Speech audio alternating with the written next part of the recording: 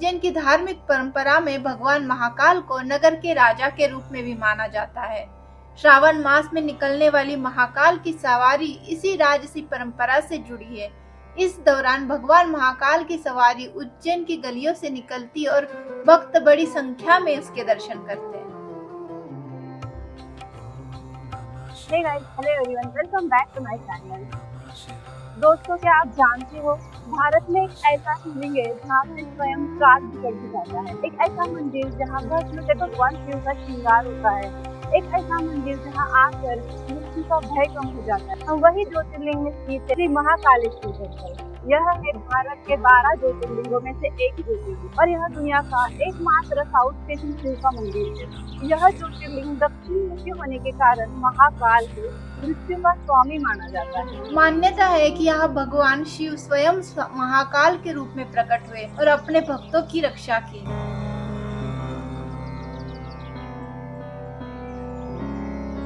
मैं इतनी जल्दी आ गई हूँ, आई थिंक अभी तक दर्शन स्टार्ट नहीं हुआ है। 6 बजे के बाद स्टार्ट हुआ। अभी फिलहाल तो भस्म आरती चालू है, तो जिन लोगों के पास भस्म आरती के पास है वो लोग भस्म आरती के लिए जा सकते हैं। लेकिन नॉर्मल दर्शन या फिर VIP जो पास लेके जो दर्शन करते हैं उसका अभी तक स्टार्ट नहीं हुआ है। 6 बजे के बाद स्टार्ट हो जाएगा। 250 रुपीज़ का पास आता है अगर आपको जल्दी दर्शन करने होंगे तो। मैंने ऑलरेडी ऑनलाइन पास लेके रखा है। देखते हैं, मतलब थोड़ा एक्सप्लोर करते हैं यहाँ का एनवायरनमेंट। सो दोस्तों, उज्जैन एक ऐसा शहर जहाँ धर्म, इतिहास और रहस्य तीनों एक साथ दिखाई देते हैं। यह वही नगरी है जहाँ विराजमान है भगवान शिव के 12 ज्योतिर्लिंगों में से एक श्री महाकालेश्वर। महाकालेश्वर की सबसे बड़ी विशेषताओं में से एक है उनका दक्षिण मुखी स्वरूप और इसी उज्जैन की पहचान एक प्राचीन नगरी के रूप में नहीं बल्कि भगवान महाकाल की नगरी के रूप में भी होती है। महाकाल का अर्थ है काल के भी काल, अर्थात जो स्वयं समय और मृत्यु से परे हो। उज्जैन को प्राचीन काल से ही समय और खगोलीय गणनाओं का महत्वपूर्ण केंद्र माना जाता है। इसी कारण यहाँ भगवान शिव के महाकाल स्वरूप को विशेष महत्व माना जाता है। शिव पुराण से जुड़ी मान्यता के अनुसार प्राचीन उज्जैन में एक दैत्य दूषण ने आतंक मचा रखा था। उस समय उज्जैन के लोग भगवान शिव के भक्त थे। जब दैत्य का अत्याचार बढ़ गया तो भक्तों ने भगवान शिव से रक्षा की प्रार्थना की। भक्तों की पुकार सुनकर भगवान शिव प्रकट हुए और दैत्य का वध किया। इसके बाद भक्तों के आग्रह पर भगवान शिव वही ज्योतिर्लिंग के रूप में विराजमान हो गए। इसी कारण इस स्थान को महाकालेश्वर ज्योतिर्लिंग कहा जाता है। मंदिर का वर्तमान स्वरूप अलग अलग कालखंडों में हुए निर्माण और पुनर्निर्माण का परिणाम है। आधिकारिक मंदिर वेबसाइट के अनुसार वर्तमान संरचना का महत्वपूर्ण पुनर्निर्माण 18वीं शताब्दी में मराठा काल के दौरान हुआ। मंदिर परिसर में आप देखोगे तो आपको कई छोटे बड़े मंदिर और धार्मिक स्थलें दिखाई देंगे। इसी मंदिर को आप देखोगे तो इस मंदिर के 3 प्रमुख स्तर है। सबसे नीचे स्तर है महाकालेश्वर। गर्भगृह के निचले स्तर पर श्री महाकालेश्वर ज्योतिर्लिंग विराजमान है। इस स्तर में मतलब महाकालेश्वर के ऊपर ओंकारेश्वर शिवलिंग स्थित है और सबसे ऊपरी स्तर पर नागचंद्रेश्वर मंदिर है। इस मंदिर की एक विशेष परंपरा है। नागचंद्रेश्वर के दर्शन सामान्यतः वर्ष में केवल नाग पंचमी के दिन ही होते हैं। महाकालेश्वर मंदिर की सबसे प्रसिद्ध परंपराओं में से एक है भस्म आरती। यह प्रातःकाल होने वाली विशेष आरती है जिसमें भगवान महाकाल का भस्म से श्रृंगार किया जाता है।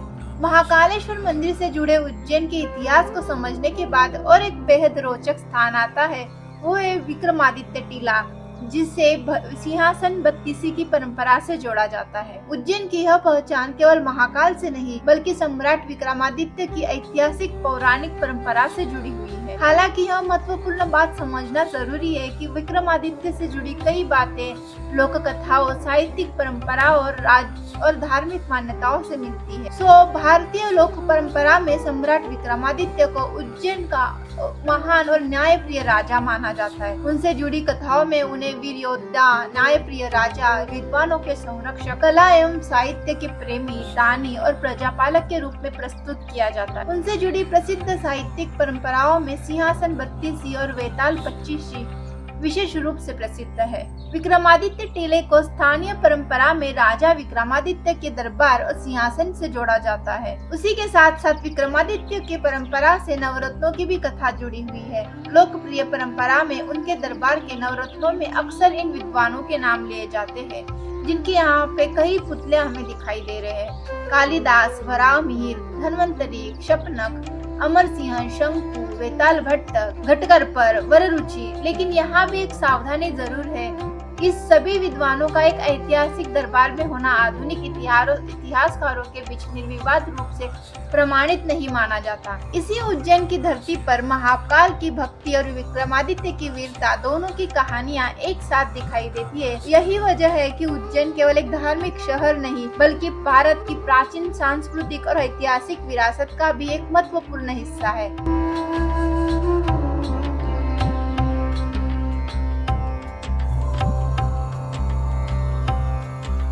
अब हम आए हैं राम घाट। उज्जैन का सबसे प्रसिद्ध और प्राचीन घाटों में से एक है, जो पवित्र क्षिप्रा नदी के किनारे स्थित है।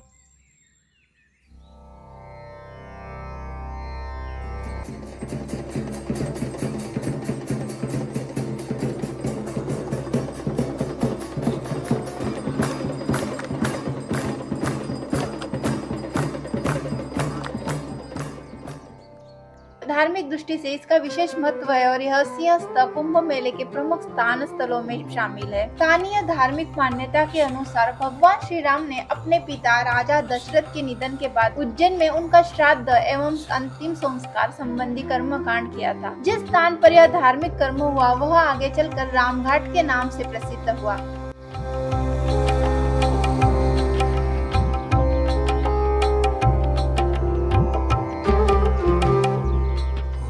क्षिप्रा नदी को हिंदू धर्म में पवित्र नदियों में से माना जाता है। रामघाट पर श्रद्धालु स्नान, पूजा, तर्पण और धार्मिक अनुष्ठान करने आते हैं। सिंहस्थ कुंभ के दौरान रामघाट का महत्व और भी बढ़ जाता है। उज्जैन की प्रसिद्ध महाकाल सवारी के दौरान भगवान महाकाल की सवारी रामघाट तक पहुंचती है। यहाँ क्षिप्रा नदी के किनारे पूजा और अभिषेक धार्मिक परंपरा निभाई जाती है। और रामघाट की सबसे खूबसूरत चीजों में से एक है शाम के समय क्षिप्रा की नदी की आरती। दीपों की रोशनी, नदी का शांत वातावरण और मंदिरों की घंटियों की आवाज इसे बेहद आध्यात्मिक अनुभव बनाती है।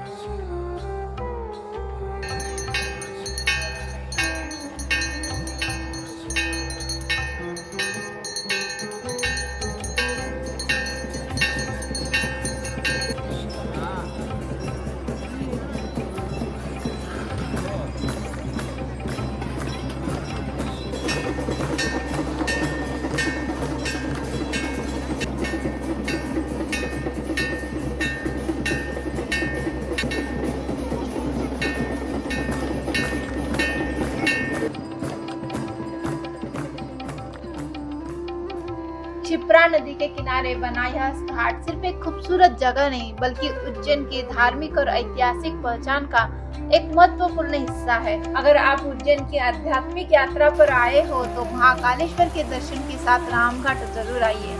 यहाँ आपको सिर्फ एक घाट नहीं, बल्कि उज्जैन की आस्था, परंपरा और आध्यात्मिक वातावरण तीनों का एक साथ अनुभव मिलेगा। और उसी के साथ हमारी उज्जैन की यह डिवाइन जर्नी यही कंप्लीट होती है। अगर दोस्तों आपको ये व्लॉग अच्छा लगा हो तो लाइक कीजिए, शेयर कीजिए और चैनल को सब्सक्राइब कीजिए। हम मिलेंगे फिर से नए सफ़र में नए डेस्टिनेशन के साथ और नए एक्सपीरियंस के साथ। तब तक के लिए हर हर महादेव, जय श्री महाकाल।